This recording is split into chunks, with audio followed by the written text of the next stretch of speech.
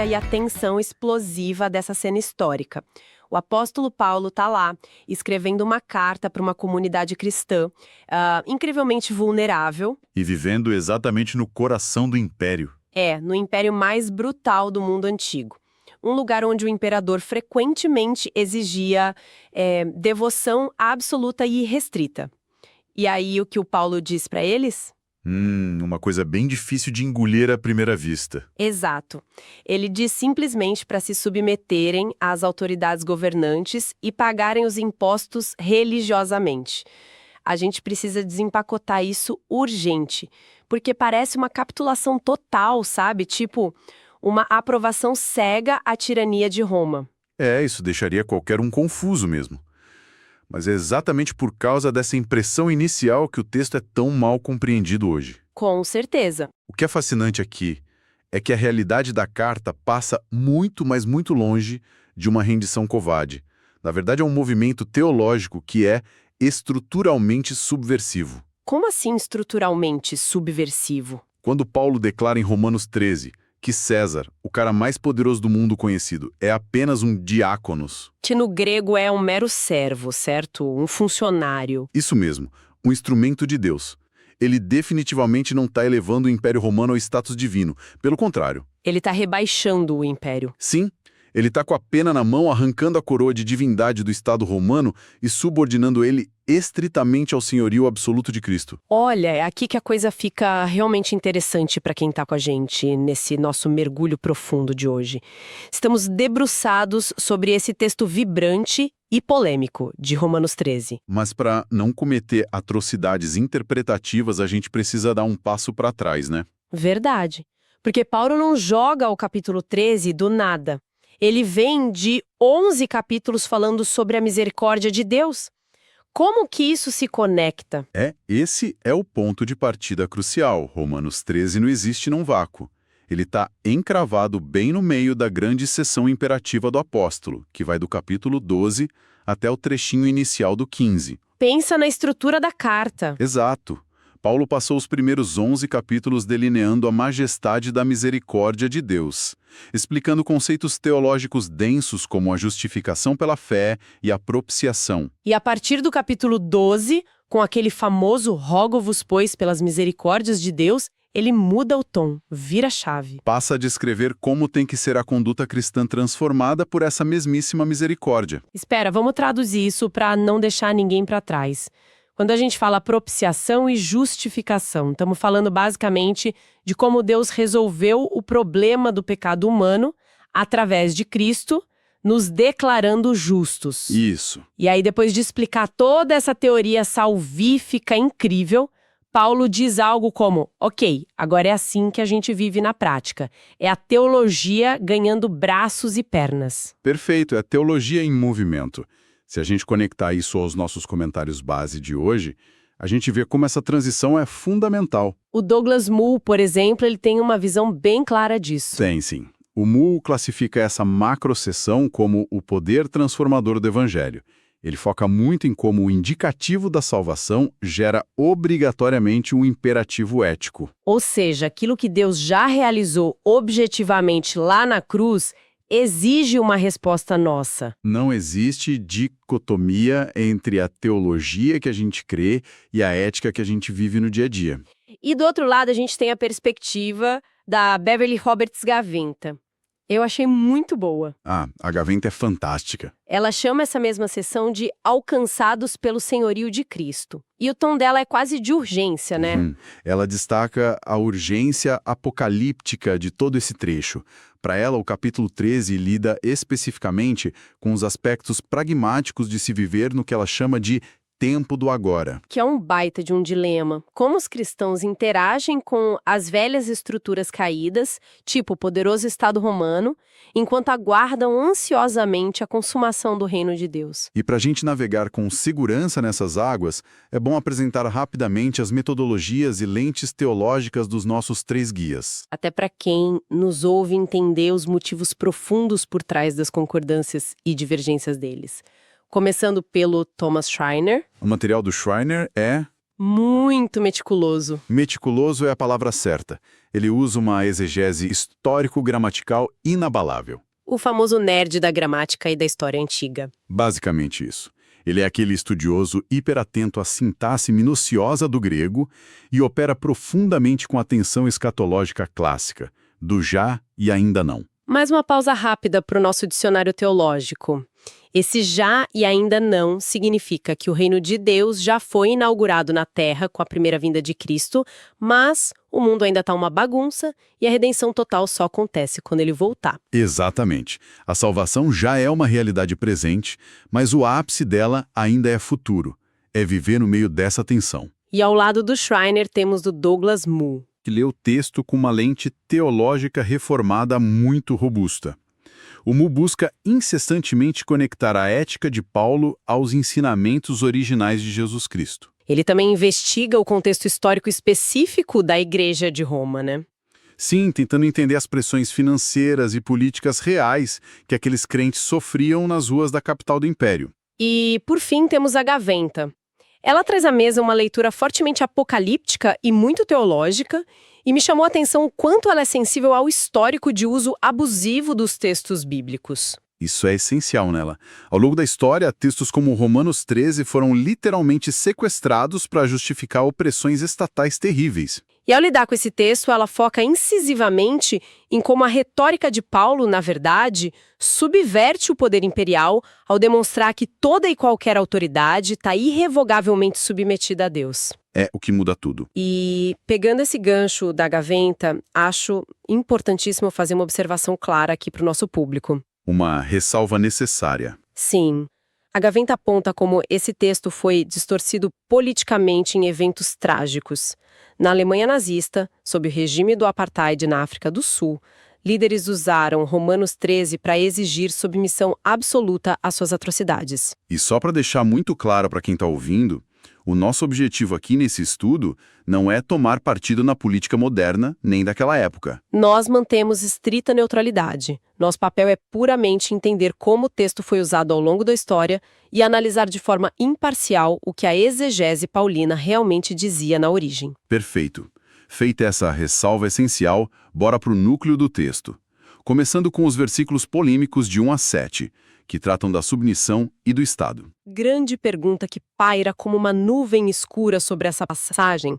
Esse texto é um cheque em branco divino para qualquer ditadura de plantão. Para extrair a resposta verdadeira, a exegese pede atenção a 3 termos gregos cruciais ali no parágrafo, O primeiro é hipotassestou. que traduzido fica submeter-se ou estar sujeito a, O segundo é exousia. que significa autoridade. E o terceiro é o já citado diaconos. O servo, ministro ou agente. Antes da gente entrar nas divergências, eu vi que tem um consenso muito sólido entre Schreiner, Moo e Gaventa logo de saída. Os 3 rejeitam de forma categórica uma tese antiga de um teólogo chamado Oscar Cullmann. Ah, a tese do Cullmann é bem famosa no meio acadêmico. Ele argumentava décadas atrás que essas autoridades, ou exousias, citadas por Paulo, seriam na verdade entidades angelicais ou demoníacas atuando nos bastidores do poder civil. Puxando as cordinhas invisíveis do império. Isso. E o detalhe é que a palavra exousia realmente é usada em outras cartas de Paulo, como em Efésios, para descrever principados espirituais. Espera, então no passado tinha teólogo renomado achando que a gente pagava imposto de renda para anjo ou demônio? É, por aí. Olha, até faz um certo sentido, porque lidar com a burocracia do Estado às vezes parece mesmo que a gente está lidando com entidades de outro mundo. É uma boa analogia. Mas brincadeiras à parte, os 3 concordam que Paulo está falando de governantes humanos literais. O raciocínio lógico prevalece. Ninguém paga tributo fiscal para anjo. Paulo está se referindo a oficiais de carne e osso, coletores de impostos, burocratas. Mas a partir dessa base comum, as divergências aparecem. Schreiner e Moo veem nesses 7 versículos uma exortação geral sobre a responsabilidade civil do cristão, uma instrução quase padrão de boa convivência. E o Moo, lendo pelo contexto da catequese cristã primitiva, aponta ecos muito diretos dos ensinamentos de Jesus, não é? Sim, para ele é impossível ler Romanos 13 sem ouvir a voz de Cristo ecoando. o famoso dai a César o que é de César e a Deus o que é de Deus. Ele defende que Paulo está aplicando essa sabedoria prática do Jesus à máquina burocrática de Roma. Já a Gaventa lê por um ângulo muito mais provocativo. Para ela não é uma teoria política abstrata, é um texto profundamente pragmático para aquele momento exato de crise. A intenção de Paulo seria proteger uma comunidade cristã vulnerável de retaliações, porque Roma, sob imperadores como Nero, esmagava revoltas fiscais com violência extrema. E aí que entra a genialidade subversiva da Gaventa. Chamar o magistrado romano com toda a sua pompa de diáconos de Deus. Lembrando que é o mesmo termo humilde usado para servos que limpavam o chão.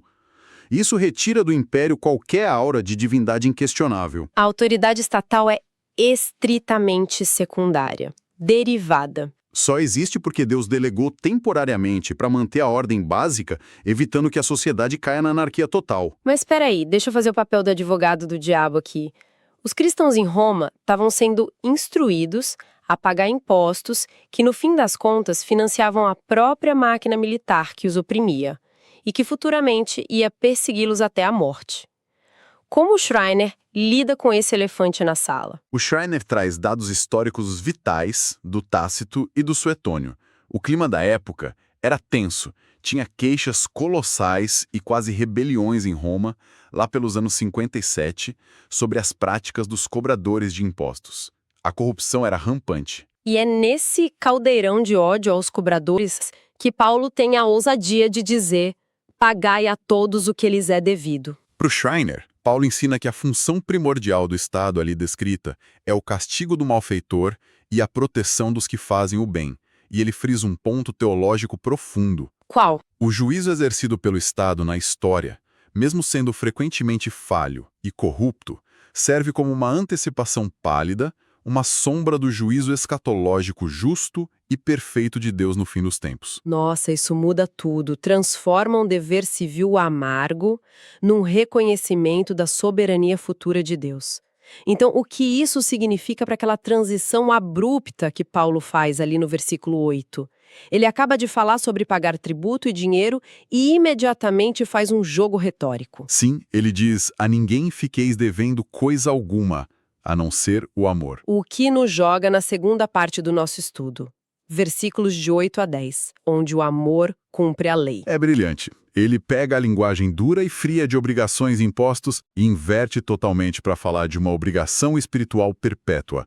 O contraste é lindo. Uma dívida de impostos, a gente vai lá, paga e resolve o problema. Zero saldo. Mas a dívida do amor mútuo a gente nunca termina de pagar. É um carnê eterno. E o debate exegético esquenta na seguinte questão. Afinal, como a lei de Moisés se aplica ao cristão que agora vive na nova aliança? Porque Paulo enumera explicitamente os mandamentos do Decálogo. Não adulterarás, não matarás, não cobiçarás.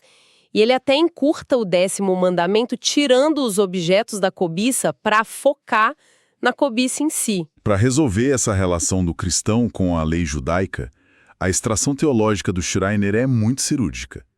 Ele aponta que o cristão definitivamente não está debaixo do jugo da aliança mosaica. O código cerimonial, os sacrifícios. Isso não é regra para o crente gentil em Roma, mas as normas morais imutáveis da lei estão integralmente incorporadas no que Paulo chama de lei de Cristo. E essa lei de Cristo é cumprida através do amor autêntico. O amor não ignora a moralidade de Deus. Ele é a energia que a coloca em prática. Exato. Não tem briga entre amar as pessoas e observar as normas divinas. E a Galventra entra aqui com um alerta crítico maravilhoso. Um verdadeiro balde de água fria no nosso conceito moderno.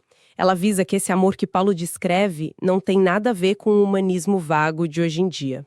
Hoje o amor virou um princípio filosófico diluído, né? Tolerância sem contorno moral. Só good vibes. Mas para ela, o amor no texto existe num contexto estritamente cristológico, robusto, capaz de confrontar, formador de comunidade e moldado na cruz do Calvário. E a função desse amor pesado, nesses versículos, é servir de âncora para a sessão seguinte. Ele impede que a urgência apocalíptica da igreja vire uma desculpa cômoda para ignorar o sofrimento atual do próximo. O que nos conecta à última seção do capítulo, Romanos 13, de 11 a 14, onde o argumento de Paulo atinge o clímax absoluto. O que motiva essa ética cristã radical, afinal? Porque obedecer a um estado pagão e amar o próximo de forma sacrificial. Porque, como Paulo diz, eles conhecem o tempo. E a exegese nos entrega duas pérolas aqui. Dois termos gregos que ditam o ritmo cardíaco do texto. O kairos, que não é o tempo do relógio, mas o tempo de oportunidade ou crise escatológica. E a palavra nin, que significa agora. Paulo grita no texto, já é hora de despertardes do sono, porque a nossa salvação está agora mais perto de nós. A análise textual desses versículos revela as nuances finas de cada um deles. Schreiner faz questão de definir a palavra salvação nesse contexto. Para ele, nesse versículo 11, ela é essencialmente futura. É o clímax físico da história, a ressurreição dos corpos e a glorificação total que estão chegando rapidamente. E a Gaventa, sempre com aquela lente afiada e quase dramática, coloca todo o foco no conceito do tempo do agora. Para ela, o relógio apocalíptico do universo foi ativado com violência pela cruz de Cristo. O evento da cruz mudou a era. Então Paulo apela aos crentes usando uma linguagem quase militar, né? Deixamos as obras das trevas e vistamos as armas da luz. Despertar para o fronte de batalha. Gaventa nota a poesia teológica de Paulo. Ele usa metáforas cósmicas de noite e dia. A noite, essa era caída dominada por César, já está nas últimas horas. O dia, a consumação plena, está raiando. A ética cristã é viver no meio da madrugada escura como se o sol da justiça já estivesse brilhando a pino. É lindo isso. E culmina no versículo 14. Revesti-vos do Senhor Jesus Cristo e não tenhais cuidado da carne para satisfazer suas concupiscências. Ou seja, não planejem o pecado. É viver intensamente no presente, respirando o ar do futuro prometido. Ok, vamos agora colocar nossos comentaristas na arena. Promover um confronto rápido das perspectivas sobre como eles resolvem o problema do Estado. O Schreiner tem um tom claramente mais sistemático. Constrói tijolo por tijolo uma teologia civil do Novo Testamento, dizendo, olha, de modo geral, é assim que o cristão se relaciona com a esfera pública. Bem didático. Enquanto o Mu foca muito mais na continuidade. Harmoniza Paulo com a tradição da igreja e as palavras de Jesus. É o ensino suave de Cristo calçando coturnos pesados nas duras realidades de Roma. Mas, sem dúvida alguma, a Gaventa é a mais provocativa. Ela confronta frontalmente o histórico sombrio de como líderes abusaram desse texto para sufocar levantes populares. Ela adota um tom ferozmente apologético. Resgatando Paulo das mãos dos tiranos. Ela martela que o texto exige respeito cível e impostos, mas nunca, em absoluto, exige adoração ao imperador. E essa é a grande linha divisória. Submissão civil pragmática é uma coisa. Lealdade moral suprema e adoração é outra inteiramente diferente. A lealdade suprema pertence unicamente a Deus. Se o Estado exige adoração ou cumplicidade com o mal, o cristão não deve obediência cega. O Estado perde a legitimidade funcional. Se usurpa o trono de Deus, sim. Então, tentando fechar o cerco, se a gente convergir as teses de Schreiner, Mu e Gaventa em uma única direção, onde a gente chega? Qual a ideia central? Bom, a síntese emerge unindo esses três eixos, a submissão civil pragmática, a urgência escatológica e a dívida do amor. A centralidade grita o seguinte: viver na luz do fim dos tempos significa que a nossa única dívida impagável é o amor ao próximo e que nenhum trono humano é absoluto, pois todo poder terreno é mero funcionário da soberania de Cristo. Uau! Vou até repetir porque essa frase precisa ecoar profundamente em quem nos escuta hoje. Viver na luz do fim dos tempos significa que a nossa única dívida impagável é o amor ao próximo e que nenhum trono humano é absoluto, pois todo poder terreno é mero funcionário da soberania de Cristo. É de arrepiar a espinha. Demais. Mas agora a gente precisa construir a nossa ponte de aplicação. Onde a borracha toca o asfalto hoje? Como pegamos essa exegese profunda e aplicamos a nossa realidade contemporânea na esfera pública? O primeiro passo prático é o que poderíamos chamar de desmame político. A teologia de Paulo serve para desmistificar completamente o poder político, tirar o véu de sacralidade dele. O cristão que internaliza Romanos 13 não deve jamais sofrer de idolatria ao Estado. Não podemos esperar salvação da política. Mas no extremo oposto, a compreensão madura impede que a gente caia na rebeldia anárquica, desprezando a ordem pública que refreia o caos. A postura saudável é uma de tensão criativa. Trazendo para a vida bem concreta, pagar seus impostos de forma honesta, respeitar lei de trânsito, obedecer às normas cívicas, isso não é falta de espiritualidade. Pelo contrário, é uma forma altamente cristã de viver em paz no tempo do agora. Contudo, e esse é o ponto alto da aplicação, a linha de giz está desenhada. Nunca devemos dar ao Estado o que pertence exclusivamente a Deus, a nossa adoração total e lealdade moral. Se a lei civil ordenar que se odeie um grupo de pessoas ou negue o evangelho, ela encontrou seu limite ali mesmo. E isso revela o coração da verdadeira subversão cristã. A rebelião primária não é portar armas contra Roma. A subversão definitiva é manter a dívida de amor sempre ativa, numa sociedade obcecada por vingança e polarização destrutiva. Responder com a radicalidade de um amor que cumpre toda a lei moral. É um trailer do reino que há de vir. Caminhando para o nosso encerramento e refletindo sobre todo o peso desse capítulo, eu deixo uma pergunta instigante para a meditação silenciosa de quem acompanha a gente. Vamos lá. Se as estruturas econômicas e políticas ao nosso redor subitamente ruíssem amanhã, se as garantias do Estado sumissem de uma hora para outra, o quão visível e prático seria o nosso amor para com as pessoas com as quais nós discordamos profundamente? Se as velhas estruturas colapsassem, como ficaria a nossa dívida impagável de amor com aqueles que se opõem a nós diariamente? Essa é, sem dúvida, a prova de fogo definitiva da teologia prática. Um excelente ponto de reflexão sobre como lidamos com a tensão angustiante e bela do reino inaugurado. A teoria encontra o teste de estresse na prática. E esse tema das nossas discordâncias inevitáveis constrói a rampa perfeita para o nosso próximo estudo. O capítulo 14. Exato. No próximo encontro, vamos mergulhar em águas ainda mais turbulentas. É lá que o apóstolo Paulo tira as luvas de vez e aborda um dos problemas mais desgastantes da igreja. Como conviver na mesma comunidade com cristãos que têm escrúpulos de consciência e teologias práticas secundárias totalmente divergentes das nossas. O embate entre os fracos e fortes na fé, que promete explodir muitos dos nossos paradigmas de convivência. Continuem com a mente afiada e até a nossa próxima análise profunda.